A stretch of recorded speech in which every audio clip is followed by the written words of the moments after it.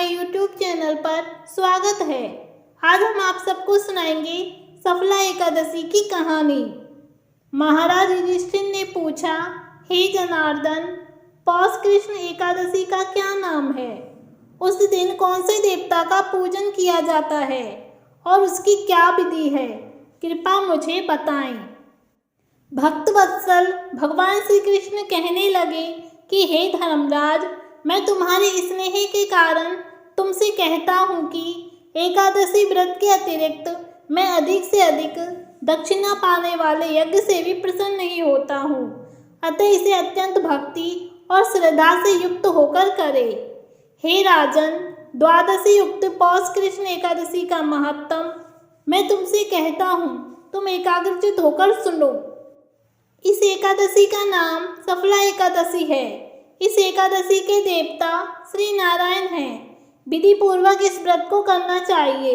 जिस प्रकार नागों में शेषनाग, पक्षियों में गरुड़, सब ग्रहों में चंद्रमा, यज्ञों में अश्वमेघ तथा देवताओं में भगवान विष्णु श्रेष्ठ हैं, उसी तरह सब व्रतों में एकादशी का व्रत श्रेष्ठ है।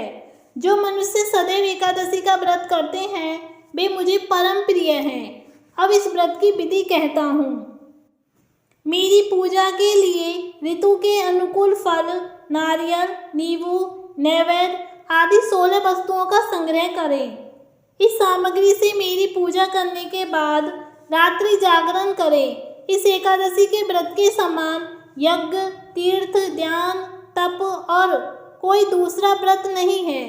5000 वर्ष तप करने से जो फल मिलता है उससे भी अधिक सफला एकादशी का व्रत करने से मिलता है। हे राजन, अब आप इस एकादशी की कथा सुनिए। चंपावती नगरी में एक महिष्मान नाम का राजा राज्य करता था। उसके 4 पुत्र थे। उन सब में लुम्पक नामक बड़ा राजपुत्र महापापी था। वह पापी सदा परस्त्री और वैश्यागमन तथा दूसरे कामों में अपने पिता का धन नष्ट किया करता था। सदैव ही देवता, ब्राह्मण, वैष्णवों की निंदा किया करता था। जब राजा को अपने बड़े पुत्र के ऐसे कुकर्मों का पता चला तो उन्होंने उसे अपने राज्य से निकाल दिया। तब वह विचारने लगा कि कहाँ जाऊं, क्या करूं। अंत में उसने चोरी करने का निश्चय किया। दिन में वह वन में रहता और रात्रि को अपने पिता की नगरी में चोरी करता था तथा प्रजा को तंग करने और उन्हें मारने का कुकर्म करता। कुछ समय पश्चात सारी नगरी भयभीत हो गई। वह वन में रहकर पशु आदि को मारकर खाने लगा। नागरिक और राज्य के कर्मचारी उसे पकड़ लेते किंतु राजा के भय से छोड़ देते। वन में एक अति प्राचीन विशाल पीपल का वृक्ष था। लोग उसकी भगवान के समान पूजा करते थे। उसी वृक्ष के नीचे वह महापापी लुम्पक रहा करता था। इस वन को उन देवताओं की क्रीड़ा स्थली मानते थे। कुछ समय पश्चात पौष कृष्ण पक्ष की दशमी के दिन वह वस्त्रहीन होने के कारण शीत के चलते सारी रात्रि सो नहीं सका। उसके हाथ पैर अकड़ गए। सूर्योदय होते होते वह मूर्छित हो गया। दूसरे दिन एकादशी को मध्याह्न के समय सूर्य की गर्मी पाकर उसकी मूर्छा दूर हुई। गिरता पड़ता वह भोजन की तलाश में निकला।